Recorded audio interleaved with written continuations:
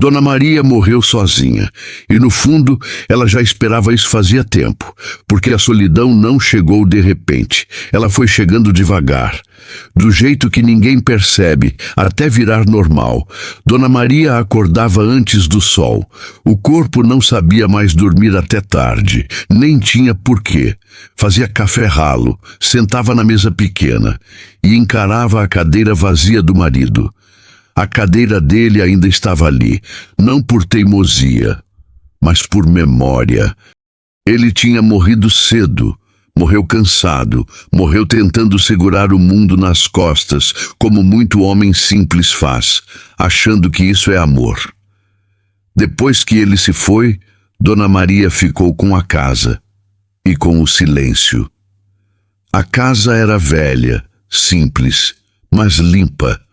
Limpa demais para quem quase não recebia ninguém. E os filhos foram embora faz tempo. No começo ligavam, falavam mãe, com voz ainda quente. Diziam que estavam com saudade, prometiam visita. Depois foi mudando. A ligação virou recado. O recado virou mensagem.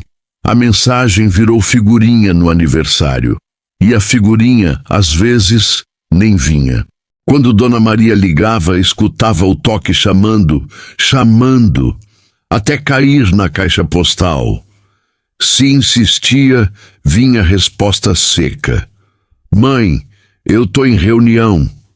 Mãe, depois eu retorno. O depois era um lugar onde Dona Maria passou a morar. Os filhos ficaram ricos, não ricos de mansão em novela, ricos do jeito real, casa boa, carro novo, viagem, plano de saúde, roupa cara, pressa constante. E com essa riqueza veio uma coisa que doeu mais que a distância, a vergonha. Não era uma vergonha dita, era uma vergonha sentida. Dona Maria percebeu nos detalhes.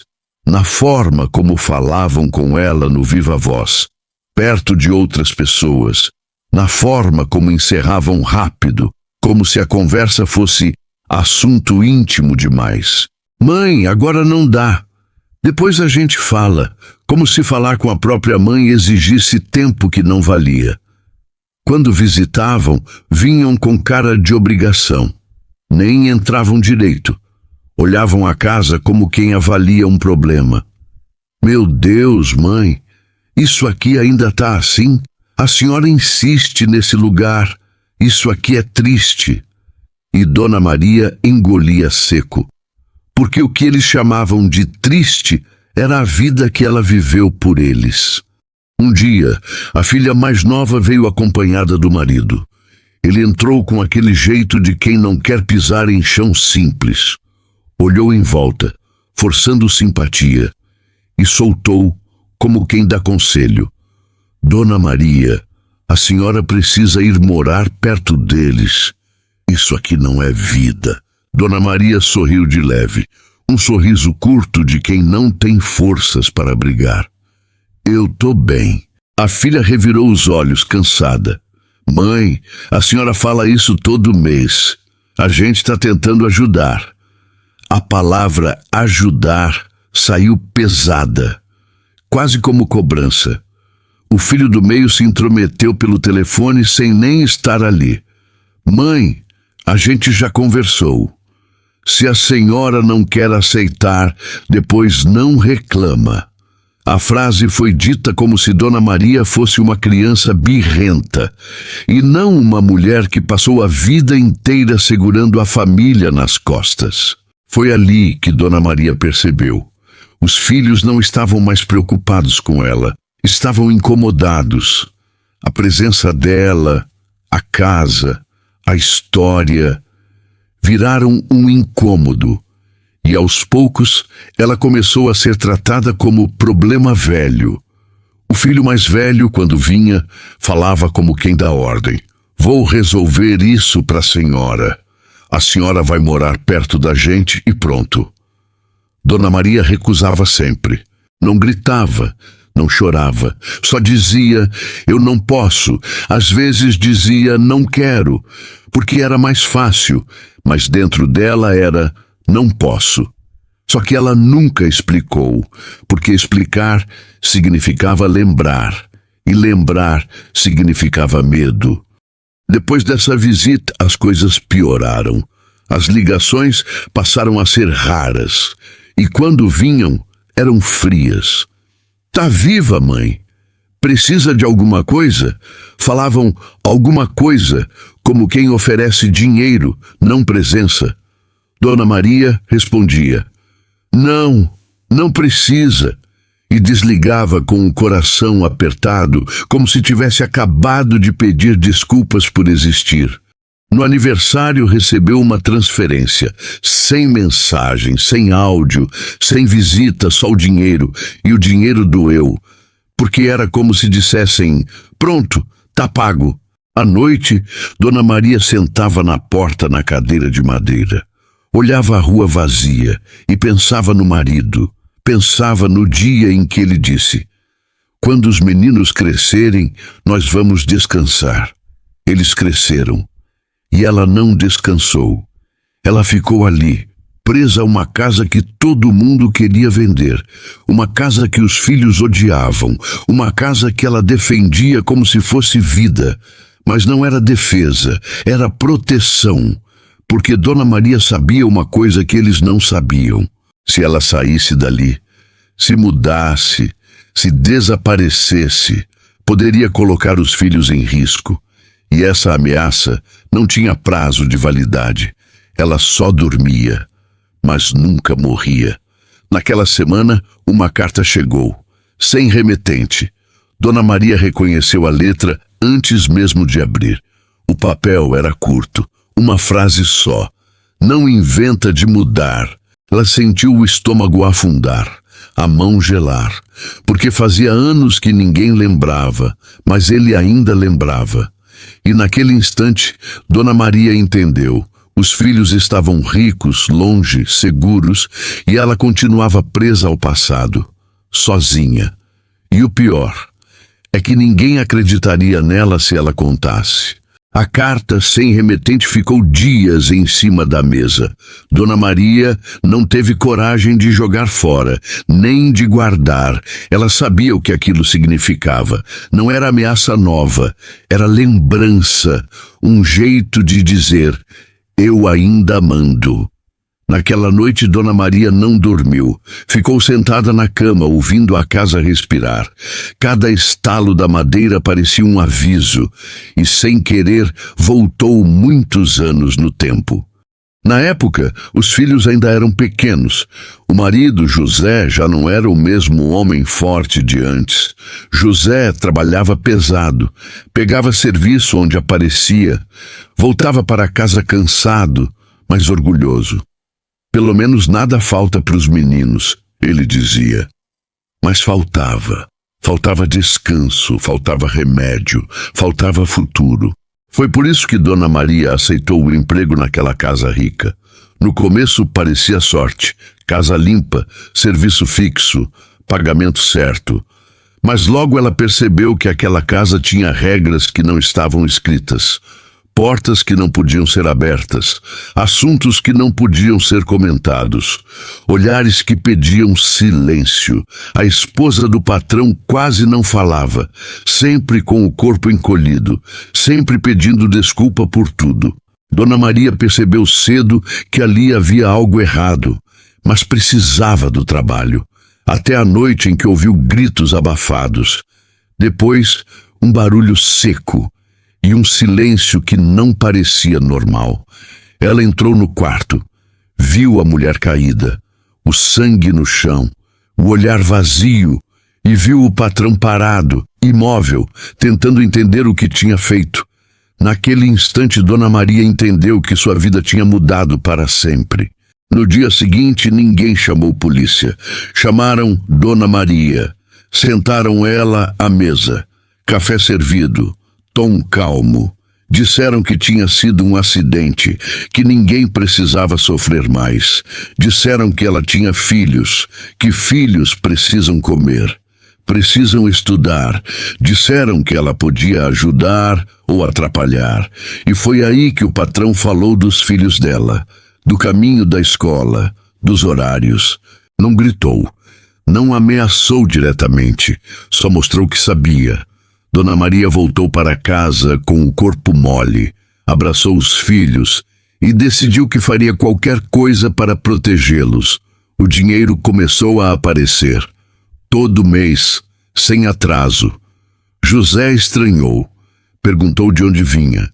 Trabalho, ela respondeu. Serviço a mais. José acreditou, ou fingiu acreditar. Com o tempo, José piorou. O corpo não aguentou. Dona Maria levava ele ao posto, esperava horas, voltava com remédio fraco. José morreu numa madrugada fria, sem saber da verdade, sem saber do acordo, sem saber do medo que a esposa carregava. Dona Maria ficou viúva de novo, mas dessa vez ficou sozinha de verdade e mais presa do que nunca, porque agora, se falasse, não tinha mais ninguém ao lado para segurar os filhos. Os anos passaram. Os filhos cresceram, estudaram. O dinheiro ajudou, pagou curso, pagou transporte, pagou oportunidades. E os filhos começaram a subir na vida. Primeiro emprego bom, depois outro melhor, depois mudança de cidade. Dona Maria sentiu orgulho, mas sentiu algo pior junto, distância. Eles passaram a falar diferente, pensar diferente, olhar diferente para a própria origem. Quando visitavam, criticavam a casa, o bairro, o jeito dela viver. Mãe, isso aqui não combina mais com a senhora. A senhora vive presa nesse passado. Eles não sabiam o quanto aquela palavra doía. Presa, porque Dona Maria estava mesmo, mas não era ao passado, era ao medo. Foi o filho mais velho que tentou primeiro, chegou decidido, disse que já tinha tudo planejado. A senhora vai morar perto da gente. Eu já vi médico, casa, tudo. Dona Maria sentiu o coração disparar. Recusou na hora. Eu não posso sair daqui. O filho se irritou. A senhora sempre diz isso. Parece que prefere sofrer. E saiu batendo a porta. Depois foi a filha, mais fria, mais prática. Mãe, se a senhora não aceitar ajuda, não tem o que fazer. A gente tem nossa vida. Dona Maria ouviu aquilo como sentença. Eles não estavam mais pedindo, estavam avisando. Depois dessas tentativas, algo quebrou. As visitas cessaram. As ligações diminuíram ainda mais. Quando Dona Maria ligava, a conversa era curta. Agora não dá, mãe. Depois a gente conversa. E o depois nunca chegava. Ela passou a viver dias inteiros sem ouvir a própria voz. Só o rádio ligado, só o barulho da rua. E o medo constante de que se um dia resolvesse ir embora, algo ruim aconteceria com quem ela mais amava. Naquela noite, Dona Maria pegou a carta sem remetente, dobrou com cuidado, guardou numa caixa antiga, porque naquele momento ela decidiu algo importante. Se um dia fosse falar, não seria em vida, seria depois, e deixaria tudo escrito, do jeito que ninguém pudesse interromper. Com o passar dos anos, Dona Maria foi diminuindo, não de tamanho, mas de presença. As pessoas da rua ainda a conheciam, cumprimentavam de longe, mas já não paravam para conversar. Ela virou a velhinha da casa antiga. Os filhos quase não ligavam mais, e quando ligavam, era rápido, frio, sem espaço para conversa. Tá tudo bem aí? Tá sim. Ela dizia isso mesmo quando não estava, porque insistir não traria ninguém de volta. Com o tempo, Dona Maria entendeu que também se abandona quem não faz barulho. As dores começaram devagar, primeiro nas costas, depois no peito. O cansaço não passava, a falta de ar vinha fácil e o corpo já não obedecia. Ela não contou aos filhos, não porque não precisava, mas porque não queria ouvir que dinheiro resolveria tudo. Ela queria presença, e presença já não vinha. Foi ao posto sozinha. Esperou horas. Saiu com remédio fraco e voltou andando devagar. Continuou vivendo, como sempre viveu, aguentando. A única pessoa que ainda falava com Dona Maria todos os dias era a vizinha. Dona Célia, viúva também, simples, daquelas que percebem quando algo não vai bem. Percebia quando Dona Maria demorava a abrir a porta, quando esquecia a panela no fogo, quando se perdia nas histórias. A senhora tá bem, Maria? Tô só cansada. Dona Célia insistia para que ela chamasse os filhos, mas Dona Maria sempre desviava. Ela não queria implorar. Foi nessa fase que Dona Maria começou a organizar a casa. Não para vender, mas para deixar. Separava papéis antigos, recibos, anotações, datas que só ela entendia. Uma caixa pequena começou a tomar forma. Dentro dela não havia dinheiro, havia memória. A carta sem remetente, os valores recebidos, os nomes e o medo. No fundo da caixa uma fotografia antiga. O rosto da mulher que morreu naquela casa rica. Dona Maria não sentia raiva. Sentia respeito, porque sabia o que é não ter escolha. No aniversário, nenhum filho apareceu. Mandaram uma figurinha. Um parabéns, mãe. Dona Maria respondeu com um coração. Depois ficou sentada, olhando o celular, esperando algo a mais. Nada veio. Naquela noite, ela comeu pão seco, deitou cedo e chorou em silêncio. Dias depois, ligou para o filho mais velho. A ligação caiu. Quando atendeu, ele estava com pressa. Fala, mãe. Eu só queria ouvir sua voz. Agora não dá, depois a gente conversa. Ele desligou. Dona Maria ficou com o telefone na mão. Depois colocou na mesa. Ali ela entendeu. Não era prioridade, não era urgência, era passado. Naquela semana, ela escreveu mais. Escreveu sobre o medo, sobre a ameaça, sobre por que nunca saiu da casa. Se eu fosse embora, vocês poderiam morrer. Se eu ficasse, eu morreria aos poucos. Ela escolheu ficar. Fechou a caixa, guardou no armário e avisou a vizinha onde estavam os papéis. Se um dia eu não acordar, chama um advogado. Dona Célia estranhou, mas não insistiu. Dona Maria continuou sentando na porta toda a tarde. Curvada, silenciosa, esperando. Não pelos filhos, não pelo passado. Esperando o fim do medo. Na última semana, Dona Maria quase não saiu de casa. Não por medo, por cansaço. O corpo já não respondia. Levantar exigia pausa, caminhar exigia apoio. Mesmo assim, ela manteve a rotina. Acordava cedo, fazia café, sentava à mesa. O rádio ficava ligado baixo, não pelas notícias, mas para ouvir vozes. Na segunda-feira, Dona Célia estranhou o portão fechado. Na terça, estranhou de novo. Na quarta, o silêncio permaneceu. Ela nunca fecha esse portão. Naquela noite, Dona Maria sentiu uma dor funda no peito. Sentou na cama. Respirou devagar, olhou a casa.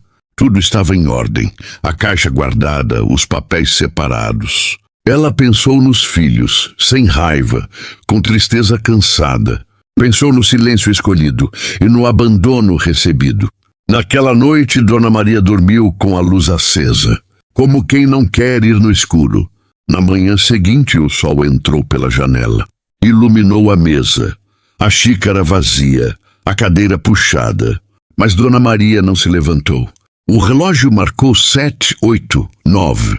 Nenhum barulho. Dona Célia chamou do lado de fora. Maria! Chamou de novo. Bateu no portão. O silêncio respondeu. O portão estava destrancado. Dona Célia entrou devagar. A casa estava fria, quietinha demais. Encontrou Dona Maria sentada na cadeira da cozinha. Cabeça caída, mãos no colo. Parecia descansando, mas não estava. Dona Célia entendeu antes de tocar. Chamou ajuda, chamou ambulância, chamou quem pôde. Mas Dona Maria já tinha ido, sozinha, sem despedida, do jeito que viveu. Os filhos receberam a ligação em horários diferentes. Ninguém acreditou de primeira. Chegaram à casa no fim da tarde. A casa que queriam vender, agora vazia. Andaram pelos cômodos sem saber onde colocar as mãos. O cheiro de café ainda estava ali. Dona Célia contou como encontrou. Falou da solidão, falou do silêncio. Os filhos ouviram calados. Enquanto isso, a caixa continuava guardada. Eles ainda não sabiam o que a mãe carregou. A verdade estava ali, esperando, do mesmo jeito que Dona Maria esperou. A caixa foi aberta 2 dias depois do enterro. Não foi curiosidade, foi necessidade. Os filhos estavam na casa, resolvendo papéis, como sempre. Documento da casa, contas antigas, coisas práticas. Foi Dona Célia quem lembrou da caixa. Ela pediu para avisar vocês, disse que era importante. A caixa era leve, mas o que tinha dentro não era. Cadernos antigos, letra firme, datas e valores. Pagamentos mensais, por décadas. Não era aposentadoria, não era ajuda. No topo de uma página, Dona Maria escreveu: "Esse dinheiro não é meu, é o preço do meu silêncio." O silêncio caiu pesado na sala. A primeira carta estava dobrada. "Maria, você sabe o que acontece se desobedecer. Você não sai dessa casa, não fala com ninguém. Se tentar fugir, seus filhos pagam." A mão do filho tremia ao ler. Um nome aparecia em vários papéis. Homem rico, influente, respeitado. O mesmo homem ligado à casa grande da cidade, onde uma mulher morreu. E ninguém perguntou demais. Dona Maria estava lá. Não foi acidente, foi violência. Ela viu e tentou falar. Foi quando a ameaça veio. "Você fica, você cala. Se sair, seus filhos morrem." A casa virou prisão. O dinheiro começou depois. Nunca atrasou, nunca aumentou. Suficiente para viver, nunca para fugir. Com esse dinheiro, os filhos cresceram. Estudaram, abriram negócios, ficaram ricos, sem saber quem pagou o preço. Eles tentaram levá-la embora. "Vem morar com a gente." Ela recusou todas. Não era teimosia, era proteção. No fundo da caixa, uma última carta. "Eu fiquei por vocês. E vocês se afastaram achando que eu escolhi isso. Eu faria tudo de novo." A verdade chegou tarde. E o homem rico ainda estava vivo. Mas agora não estava mais escondido. Os filhos não dormiram naquela noite. A casa parecia menor, o ar mais pesado. Cada papel lido reorganizava o passado. Tudo fazia sentido. Tarde demais. Na manhã seguinte, foram ao endereço anotado por Dona Maria. Um escritório simples, placa antiga, nome conhecido. O advogado já esperava.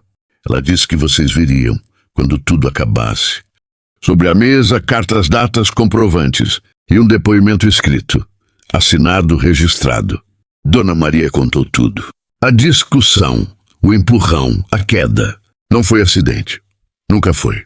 Ela tentou ajudar, tentou chamar socorro. Foi impedida. Depois veio a ameaça.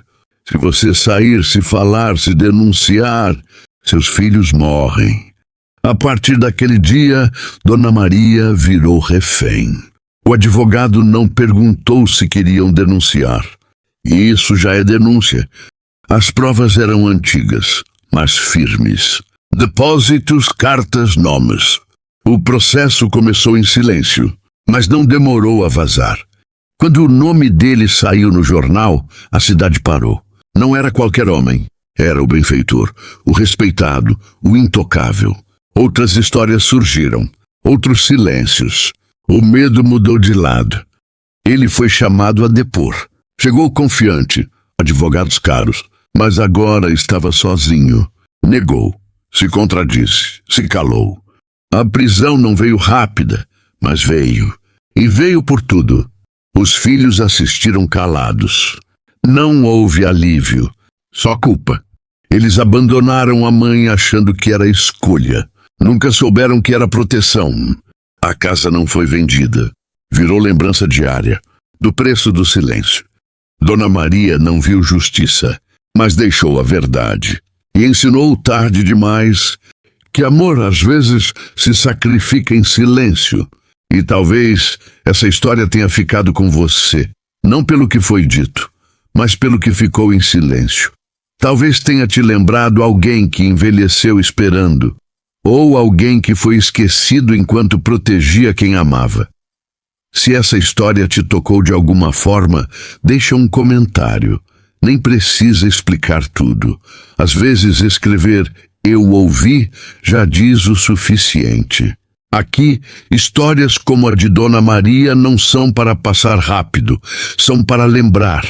E se quiser ouvir mais histórias reais, humanas e profundas como essa, segue o canal, porque algumas verdades só sobrevivem quando alguém resolve escutar até o fim. Obrigado por ter ficado até agora, e obrigado por escutar com respeito. Aqui, nenhuma vida passa em silêncio.